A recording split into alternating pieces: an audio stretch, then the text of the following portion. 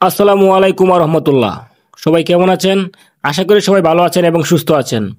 আমিও আল্লাহর রহমতে আলহামদুলিল্লাহ অনেক ভালো আছি। প্রিয় দর্শক, আজকে আবার চলে আসলাম আপনাদের মাঝে নতুন একটু ভিডিও নিয়ে। অবশ্যই ভিডিওটি আপনারা দেখেছেন, কারণ এই ভিডিওর প্রথম পার্ট আমি দিয়েছিলাম। অবশ্যই আপনারা ভিডিওটি দেখেছেন, তাই ভাবলাম যে দ্বিতীয় পার্টটাও দেই, কারণ আপনাদের জানতে হবে কেমন ছিলেন এই এরশাদ শিকদার এবং কি ছিল তার পরিচয়। তো চলুন আমরা কথা না বাড়িয়ে মূল ভিডিওতে চলে যাই। আর অবশ্যই আপনারা ভিডিওটি স্কিপ করবেন না। ভিডিওটি স্কিপ করলে আসলে বুঝতে পারবেন না কে এই এরশাদ শিকদার। 1988 সাল এরশাদ শিকদারের অপরাধ জগতে যুক্ত হল প্রশাসনিক ক্ষমতা। সেবারে ভোটারবিহীন নির্বাচনে খুলনার তৎকালীন 21 নম্বর বর্তমানে 8 নম্বর ওয়ার্ডের কমিশনার হল এরশাদ শিকদার। আরও ফুলে ফেপে উঠতে লাগলো তার সাম্রাজ্য। বাংলাদেশ শিল্প ব্যাংক, বাংলাদেশ বিমান আর বাংলাদেশ রেলওয়ের জায়গা দখল করে গড়ে তুলল বস্তি। বস্তি জুড়ে ছোট ছোট ঘর, কুলি, রিক্সাওয়ালা, দোকানি, হোটেল কর্মচারী, ওয়ার্কশপ মেকানিক, এমন নানান পেশার প্রায় 50 থেকে 60 হাজার মানুষ বস্তিতে থাকা শুরু করল একসময়। এদের মধ্যে অনেকেই যুক্ত হয়ে পড়ল এরশাদ শিকদারের সন্ত্রাসী কর্মকাণ্ডের সাথে। এভাবে এরশাদ হয়ে উঠতে লাগল দক্ষিণাঞ্চলের অপরাধ জগতের একচ্ছত্র অধিপতি। একই সাথে পরিণত হতে লাগল রক্তপিপাসু এক ভয়ঙ্কর দানবে। মানুষের রক্ত নিয়ে পাষাণ ক্রীড়ায় মত্ত হয়ে ওঠার দিনগুলো শুরু হলো তার। সে সময় তার অবৈধ ব্যবসার বিরোধিতা করার চেষ্টা করত কেউ কেউ, কিন্তু বিরোধিতা সহ্য করার লোক তো সে নয়। এর জন্য শাস্তি নির্ধারিত হতো একটাই, এরশাদের হাতে পৈশাচিক কায়দায় খুন হয়ে যাওয়া। 1991 সাল সামরিক সরকারের পতনের পর ক্ষমতায় তখন বিএনপি। এতদিনের ভুল পাল্টে ফেলল এরশাদ, বিএনপিতে যোগ দিল সে। এবারে এরশাদ শিকদারের সম্পত্তির তালিকায় যুক্ত হল একটা বরফ কল। এই বরফ কলটাই পরবর্তীতে হয়ে ওঠে বাংলাদেশের ইতিহাসের ভয়াবহতম কনসেন্ট্রেশন ক্যাম্প। ঘাট এলাকার একমাত্র এই বরফ কলের মালিক ছিল রফিক। তাকে এলাকা থেকে তাড়িয়ে দিয়ে সেটা দখল করে নিয়েছিল এরশাদ শিকদার। ঘাটের প্রত্যেক ব্যবসায়ীকে এই কল থেকে বরফ নেয়ার জন্য বাধ্য করা হতো। বরফ কলটা পরিণত হয়েছিল রক্তহীন করা পৈশাচিক এক আতঙ্কের নামে, কারণ এরশাদ শিকদার এখানে চালাতো রক্ত মাংসে গড়া এক একটা মানুষের শরীর নিয়ে পৈশাচিকতম বর্বরতা। কি বন্ধু কি শত্রু, এরশাদ শিকদারের রক্তের লোভ ছাড়েনি কাউকেই। একের পর এক মানুষ খুনের কারখানায় বরফ কলে একটা এয়ার কন্ডিশন রুম ছিল। এই রুমেই এরশাদ শিকদার আয়োজন করত মদ জুয়ার আসরের। আর সেই আসরে নিয়মিত যোগ দিত স্থানীয় প্রশাসন, পুলিশ, রাজনৈতিক দলের শীর্ষ নেতৃবৃন্দ। শোনা যায় বাংলা চলচ্চিত্রের এক নামকরা ভিলেনও উপস্থিত থাকত সেখানে। মদ জুয়ার আসর শুধু নয়, বিলাসবহুল প্রমোদ বিহারের আয়োজনও করা হতো এদেরকে নিয়ে। এভাবে ধীরে ধীরে ক্ষমতাসীন লোকদের নিজের পকেটে পড়তে লাগল এরশাদ শিকদার। নরপিশাচ হয়ে ওঠার রাস্তাটা আরো মসৃণ হতে লাগল। এরশাদ তখন তৎকালীন 21 নম্বর ওয়ার্ডের কমিশনার। তার সবচেয়ে বড় প্রতিদ্বন্দ্বী পার্শ্ববর্তী 15 নম্বর ওয়ার্ডের কমিশনার আওয়ামী লীগ নেতা মুসলিম উদ্দিন খান। প্রতিপক্ষ গ্রুপ একবার মামলা করল এরশাদ আর তার সহযোগীদের বিরুদ্ধে। কোনো এক কারণে মামলার আসামির তালিকা থেকে বাদ পড়ে যায় এরশাদের দলের টাক আজিজ নামের একজন। সন্দেহ হলো এরশাদের, কেন তার নামে মামলা হলো না? সে নিশ্চয়ই অন্য গ্রুপকে সহায়তা করে। এরপর কেবল সন্দেহ মেটানোর জন্যই এরশাদ খুন করল টাক আজিজকে।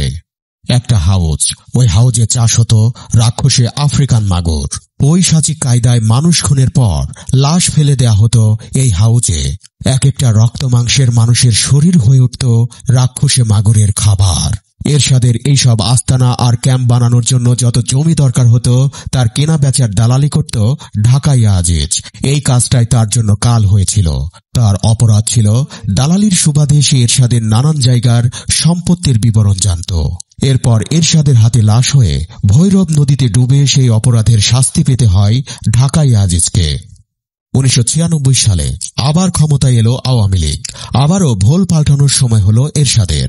1997 সালে যখন আওয়ামী লীগ নেতা মুসলিম উদ্দিন খান হত্যার প্রধান আসামি এরশাদ, যখন পুলিশের রেকর্ডে তার নামে 30টি মামলা রয়েছে, যখন তাকে ধরিয়ে দেওয়ার জন্য পুলিশ পুরস্কার ঘোষণা করেছে, সেই অবস্থাতেই খুলনা সার্কিট হাউসে পুলিশের সামনে আওয়ামী লীগ নেতাদের গলায় ফুলের মালা পরিয়ে দিয়ে দলে যোগ দিল এরশাদ।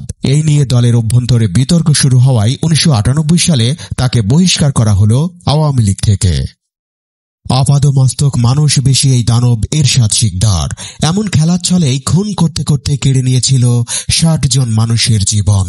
এই সংখ্যা শুধু পুলিশের প্রাপ্ত তথ্য অনুযায়ী। আরো কত প্রাণ প্রদীপ সে নিভিয়ে দিয়েছিল শুধু তার রক্তের নেশা মেটাতে গিয়ে কে জানে। বিভিন্ন মাধ্যমে এরশাদের ৬টি বিয়ের কথা জানা গিয়েছিল। তার প্রথম স্ত্রীর নাম খদেজা বেগম।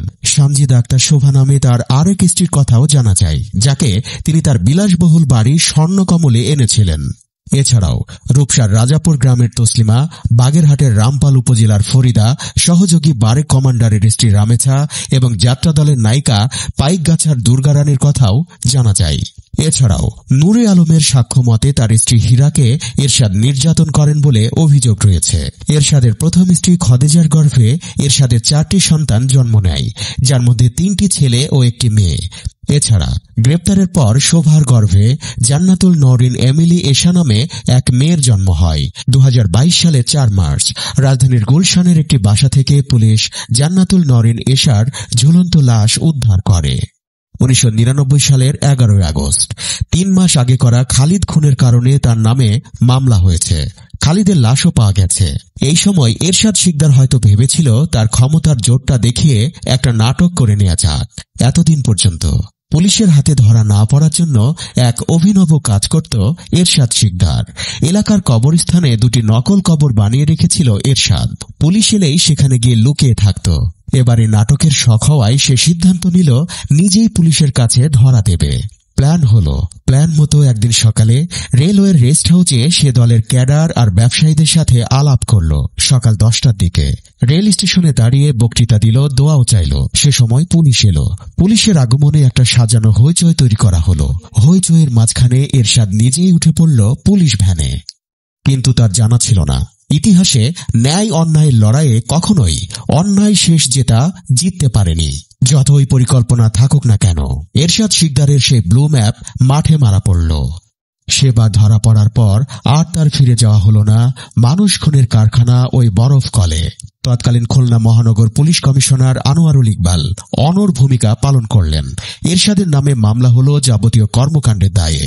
2000 সালের 30 এপ্রিল খুলনার অতিরিক্ত জেলা ও দায়রা জজ আদালতে বিচারক এম হাসান ইমাম এরশাদ শিকদারের মৃত্যুদণ্ড ঘোষণা করলেন। এছাড়া 17টি খুনের মামলার 6টিতে ফাঁসি ও 5টিতে যাবজ্জীবন কারাদণ্ডের রায় দেয়া হল। কারাগারে এরশাদ দিন কাটাত ভাবলেশীনভাবে। ভয়াবহ অপরাধ জীবনের জন্য বিন্দুমাত্র অনুশোচনা ছিল না তার। আমি তো মরে যাব, চলে যাব, রেখে যাব সবই, কিংবা ডাক দিয়াছেন দয়াল আমারে, এই গান গেয়ে সময় কাটাত সে।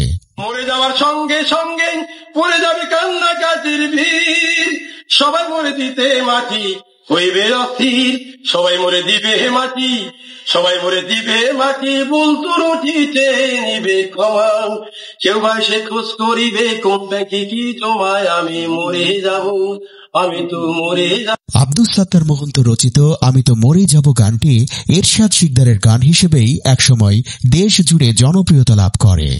1992 সালের 26 আগস্ট রাতে আবুল ওরফে সিদ্দিককে ফাঁসিতে ঝুলানো হয়েছিল খুলনা জেলা কারাগারে। এর 1 যুগ পর সেই ফাঁসির মঞ্চ আবার প্রস্তুত করা হয় বাংলাদেশের ইতিহাসের বর্বরতম এই খুনির জন্য। আর ফাঁসি দিতে প্রস্তুত হয় 3 জল্লাদ, শাহজাহান ভুঁইয়া, হাফিজ উদ্দিন ও হারেস মিয়া। মৃত্যুর মাত্র 12 ঘন্টা আগেও এরশাদের মধ্যে কোনো ভাবান্তর দেখা যায়নি। বেলা 12টার দিকে খাসি আর মুরগির মাংস দিয়ে ভাত খায় সে। এরপর ঘুমানোর পর আত্মীয়দের সাথে দেখা হয় তার। এরপর আবারও ঘুম। মরণ ঘুমের আগের 12 ঘন্টার প্রায় 6 ঘন্টাই ঘুমিয়ে কাটায় এরশাদ। সন্ধ্যায় ওঠার পর ইলিশ আর রুই মাছ দিয়ে ভাত খায় সে। এই ছিল শেষ খাওয়া। এরশাদ শিকদার রাষ্ট্রপতির কাছে প্রাণ ভিক্ষার আবেদন করেন, কিন্তু রাষ্ট্রপতি তার আবেদন নাকচ করে দেন। 2004 সালের 10 মে রাত 12:01 রুমাল ফেলা হলো। জারি হয়ে গেল খুনি এরশাদের মৃত্যু পরোয়ানা।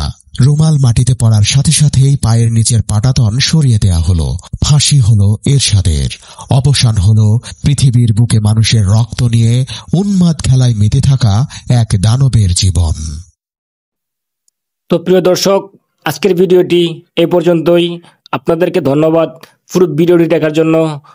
তো আজকের মতো এখানেই শেষ। দেখা হচ্ছে পরবর্তী কোনো ভিডিওতে। ততক্ষণ ভালো থাকবেন, সুস্থ থাকবেন। আল্লাহ হাফেজ। আর অবশ্যই পরবর্তী ভিডিও আপডেট পেতে আমাদের চ্যানেলটি সাবস্ক্রাইব করে রাখবেন। ধন্যবাদ সবাইকে। আসসালামু আলাইকুম।